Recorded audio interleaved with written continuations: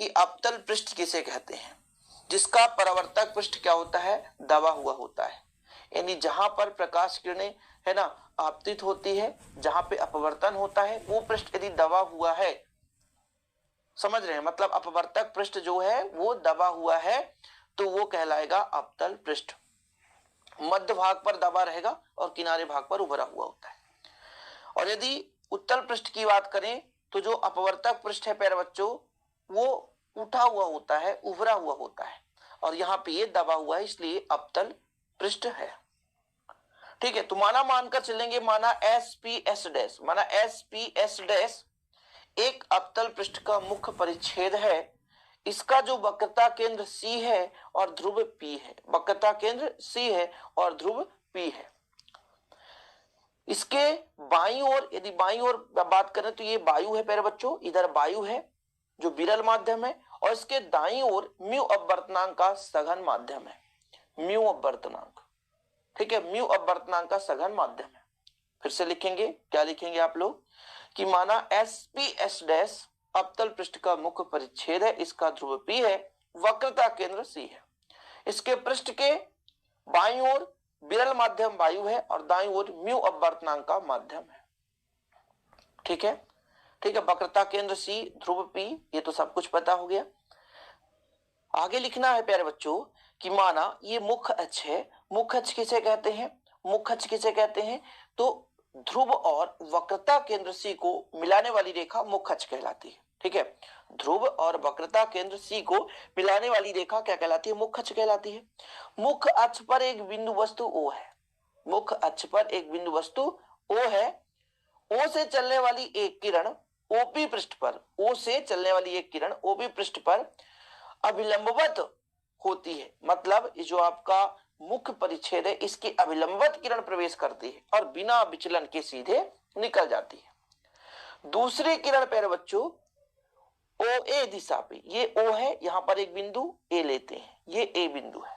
ठीक है, समझ रहे ना कि आपका दूसरा किरण OA बिंदु A पर आपतित होती है और अभिलंब से झुक जाती है, अभिलंब की ओर झुक जाती है। अभिलंब क्या है, CN है, यहां पर हम लिख देते हैं N, तो ये प्यारे बच्चों CN, तो अभिलंब की ओर झुक गई। प्रकाश की नहीं जानी, सीधी जानी थी, लेकिन अभिलंब की ओर झुक गई, जिसको यदि हम पीछे बढ़ाते हैं तो I पर ये टकराता है और इसका प्रतिबिंब I पर ही बनता है।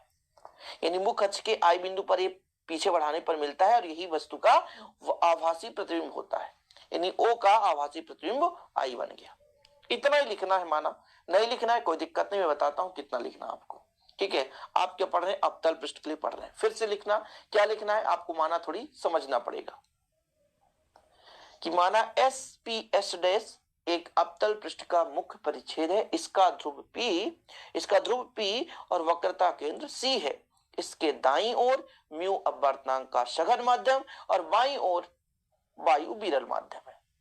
माना इस जो पृष्ठ है प्यारे बच्चों, पृष्ठ का मुख्य अक्ष क्या है, ये मुख्य अक्ष है। मुख्य अक्ष पर एक बिंदु वस्तु O रखी है, O से चलने वाली किरण OP है ना अभिलंबवत आपतित होती है और बिना विचलन के सीधे निकल जाती है। दूसरी किरण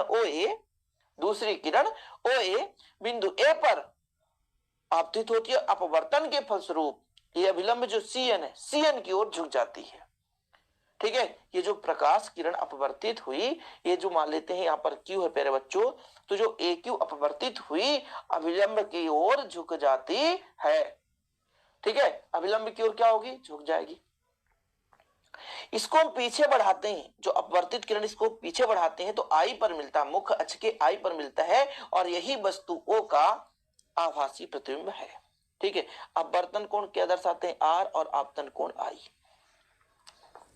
ओके प्यारे बच्चों, इतना क्लियर है, समझ गए, इतना उम्मीद है कि आप लोग समझ गए होंगे। ये जो कोण है R और ये कोण R, ये दोनों बराबर होगा, ये कोण और ये कोण, ये दोनों क्यों बराबर होंगे, शीर्षाभिमुख कोण होते हैं। ये जो यहाँ पर कोण अपवर्तन कोण है और ये कोण R, दोनों बराबर होंगे, शीर्षाभिमुख कोण, यानी दो रेखा एक दूसरे को प्रतिच्छेद करे तो सम्मुख कोण बराबर होते हैं, उसे शीर्षाभिमुख कोण कहते हैं। अब शुरू करते हैं प्यारे बच्चों इसको लिखना। तो यहाँ पर थोड़ा लिखना है कि माना अवतल अपवर्तक सतह है यहाँ पे और इसके मुख्य अक्ष पर एक बिंदु वस्तु O है और जिसका आभासी प्रतिबिंब I पर बनता है। तो आगे थोड़ा आप लोग लिख लीजिए कि माना एक अवतल अपवर्तन सतह के मुख्य अक्ष पर एक बिंदु O रखी है, बिंदु वस्तु O रखी है जिसका आभासी प्रतिबिंब I पर बनता है।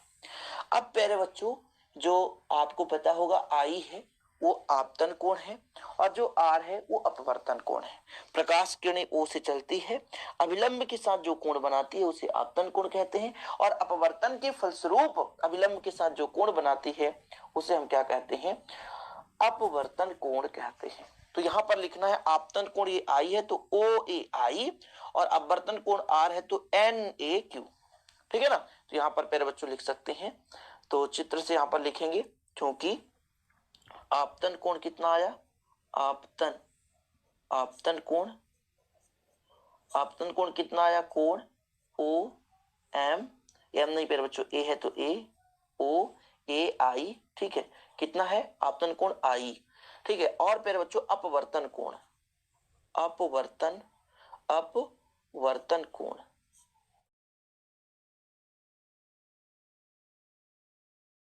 NAQ, और हमने बताया था कि शीर्षाभिमुख कोण IAC बराबर R। ये कहां से आ गया भैया, NAQ और IAC कहाँ है। देखो आप यदि डायग्राम अच्छे तरीके से समझ गए तो फिर कोई नहीं रोक सकता है आपको व्यंजक लगाने से। ये I जो है NAQ, और हमने बताया था कि शीर्षाभिमुख कोण IAC बराबर R। ये कहां से आ गया भैया, NAQ और IAC कहाँ है। देखो आप यदि डायग्राम अच्छे तरीके से समझ गए तो फिर कोई नहीं रोक सकता है आपको व्यंजक लगाने से। ये I जो है आपतन कोण है, OAI आपतन कोण है, अपवर्तन के फलस्वरूप अभिलंब की ओर झुकी तो NAQR जो है अपवर्तन कोण है, और ये कोण दोनों बराबर है। मैंने कहा ना, क्योंकि ये कौन से कोण है, शीर्षाभिमुख कोण, ठीक है। अब मैं यदि माना लिख दूं कि माना ये आपका वस्तु है ना, ये आपका प्रतिबिंब है, और ये क्या है प्यारे बच्चों, अभिलंब है ना। इसके साथ जो मुख्य अक्ष है कितना कोण बना रहा, अल्फा बीटा गामा, या मुख्य अक्ष के साथ प्रतिबिंब जो ये प्रकाश किरण है यानी आपतित किरण है, अल्फा कोण बना रही है, ठीक है। अभिलंब गामा कोण बना रही है, और प्रतिबिंब पे जो अपवर्तित किरण को पीछे बढ़ाने पर प्यारे बच्चों बीटा कोण बना रही है। समझ रहे, तो इतना हम लिख सकते हैं यहां पर।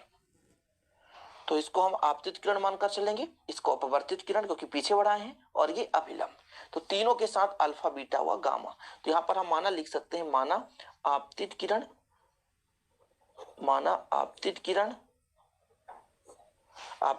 अपवर्तित किरण व अभिलंब द्वारा किसके साथ बना रहा, मुख्य अक्ष के साथ, द्वारा मुख्य अक्ष पर निर्मित कोण आपतित किरण क्या बना रहा प्यारे बच्चों, अल्फा, क्रमशः अल्फा, फिर जो अपवर्तित किरण है बीटा, और जो अभिलंब है वो गामा, ठीक है, क्रमशः अल्फा बीटा गामा कोण, या ऐसा लिख सकते हैं अल्फा बीटा व गामा है, क्योंकि यहाँ पर निर्मित कोण हमने बता दिया पहले से। इतना क्लियर कि माना आपतित किरण अपवर्तित किरण अभिलंब द्वारा मुख्य अक्ष पर निर्मित कोण क्रमशः अल्फा बीटा और गामा है। क्लियर, यहां तक आपका डाउट क्लियर है प्यारे बच्चों। हम इसको ऐसे भी लिख सकते हैं, थोड़ा ध्यान दीजिएगा, कोण बनाकर लिख सकते हैं डायग्राम से, मैं आपको समझा दूंगा डायग्राम में प्यारे बच्चों। ये आपका AOP, क्या AOP बराबर अल्फा, कोण AIP बराबर बीटा, व कोण ACP बराबर गामा। यहां से देख सकते हैं डायग्राम में AOP alpha, AIP beta, ACP आपका गामा है। अब आपको पता होगा स्नेल का नियम होता है प्यारे बच्चों साइन I बटे साइन R एक अपवर्तनांक के बराबर। तो आगे आपको लिखना है क्या, स्नेल के नियम से,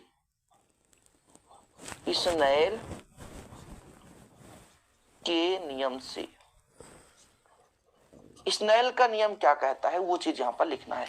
स्नेल का नियम कहता है कि जो अपवर्तनांक है वो आपका आपतन कोण की ज्या और आपके अपवर्तन कोण की ज्या के अनुपात के बराबर होता है। आपतन कोण की ज्या और अपवर्तन कोण की ज्या के अनुपात के बराबर होता है। अब चूंकि I और R का मान बहुत कम होता है, चूंकि आई व आर का मान अत्यंत कम होता है। समझे, आई और आर का मान अत्यंत कम होता है, इसलिए प्यारे बच्चों साइन आई बराबर आई लिख सकते हैं व साइन आर बराबर आर। और यहां पर थोड़ा समीकरण एक दे दीजिए, तो साइन आई के जगह आई और साइन आर के जगह आर। तब आगे लिखना है प्यारे बच्चों यहां पर कि तब कितना हो जाएगा, तब जो आपका म्यू का मान है वो आई बटे आर के बराबर हो जाएगा। क्यों? क्योंकि साइन आई की जगह आई रखेंगे और फिर बच्चों साइन आर की जगह आर रखेंगे। यदि पक्षांतर कर दें तो आई बराबर निकल कर आएगा म्यू आर। इसको आप समीकरण 3 दे सकते हैं, समीकरण 3 दे सकते हैं। अब एक चीज यहां पर समझना बहुत जरूरी है, मान के चलते हैं आपके पास एक त्रिभुज है। क्या है? एक त्रिभुज है और त्रिभुज के एक भुजा को आगे बढ़ा दें तो वो कहलाता है आपका बहिष्कोण, जो कि सम्मुख कोणों के योग के बराबर होगा। जैसे यहाँ पर ए और बी है तो जो आपका थीटा का मान है वो सम्मुख कोणों के योग के बराबर होगा, ए प्लस बी के बराबर होगा। फिर से समझिए, यदि किसी त्रिभुज के एक भुजा को आगे बढ़ा दें तो जो निर्मित कोण होता है प्यारे बच्चों वो कहलाता है आपका बहिष्कोण, और जो बहिष्कोण का मान होता है सम्मुख कोणों के योग के बराबर होता है। अब इस डायग्राम में थोड़ा समझिए, ये जो आपतन कोण है वो आई है प्यारे बच्चों, ठीक है, और यहाँ पर ये जो है गामा है। यदि मैं इस बड़े त्रिभुज ए सी ओ या ए ओ सी में लूं तो जो अल्फा है वो सम्मुख कोणों के योग के बराबर होगा। फिर से समझिएगा थोड़ा सा, जो त्रिभुज है उसका एक भुजा आगे बढ़ा दें तो जो कोण बनता है उसे बहिष्कोण कहते हैं, और बहिष्कोण जो होता है सम्मुख कोणों के योग के बराबर होता है। क्योंकि त्रिभुज प्यारे बच्चों ए ओ सी में बहिष्कोण की बात करें, क्या बहिष्कोण की बात करें, बहिष्कोण आपका कौन सा हो जाएगा, आपका यहाँ पर देखिए अल्फा हो जाएगा। जो अल्फा है वो सम्मुख कोणों की, देखिए ये आपका आपतन कोण आई है और ये आपका प्यारे बच्चों गामा है सी पर, तो ये जो गामा का अल्फा का मान होगा वो आई प्लस गामा के बराबर होगा। यानी आई बराबर यहां से मैं निकालूं तो गामा प्लस में है, इधर आएगा तो माइनस में हो जाएगा, ठीक है।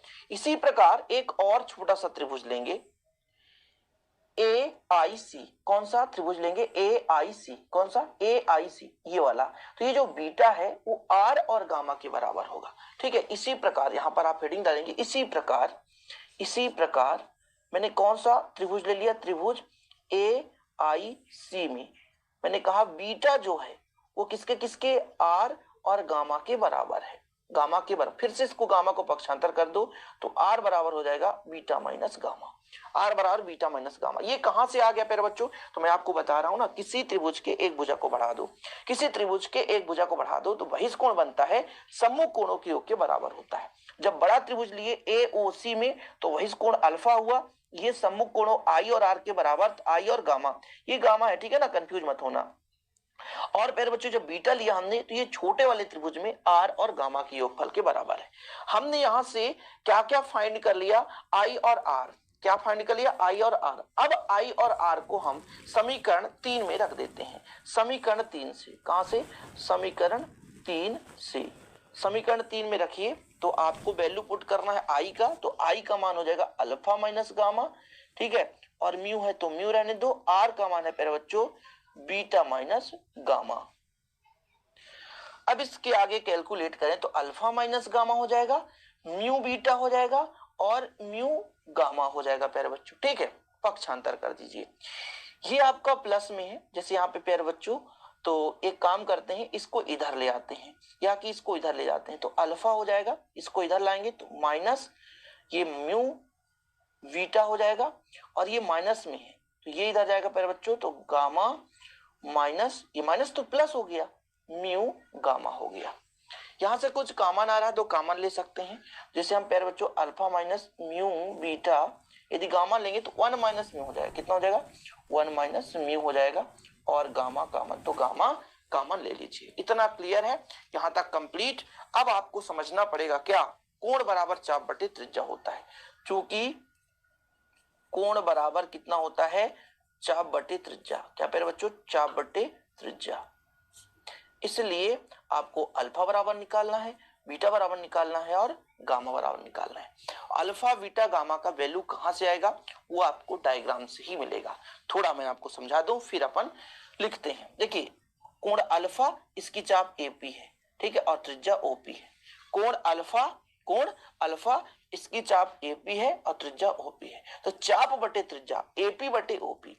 जब बीटा की बात करेंगे तो इसकी चाप एपी है, त्रिज्या आईपी है। जब बीटा की बात करेंगे तो इसकी चाप एपी है और त्रिज्या आईपी है। जब गामा की बात करेंगे प्यारे बच्चों तो इसकी चाप एपी है और त्रिज्या सीपी है या पीसी है। क्या है? पीसी है। तो अल्फा के लिए त्रिज्या पीओ, बीटा के लिए त्रिज्या पीआई और गामा के लिए त्रिज्या पीसी है।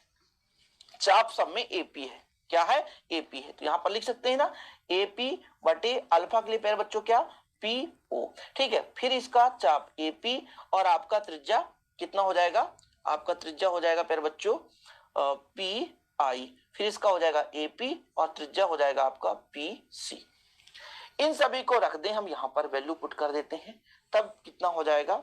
तब ठीक है वैल्यू पुट करिए, तब यहां पर रखिए अल्फा का मान कितना है? एपी बटे पीओ, एपी बटे पीओ म्यू। बीटा का मान कितना है? एपी बटे पीआई, एपी बटे पीआई। और गामा का मान कितना है? 1 माइनस म्यू।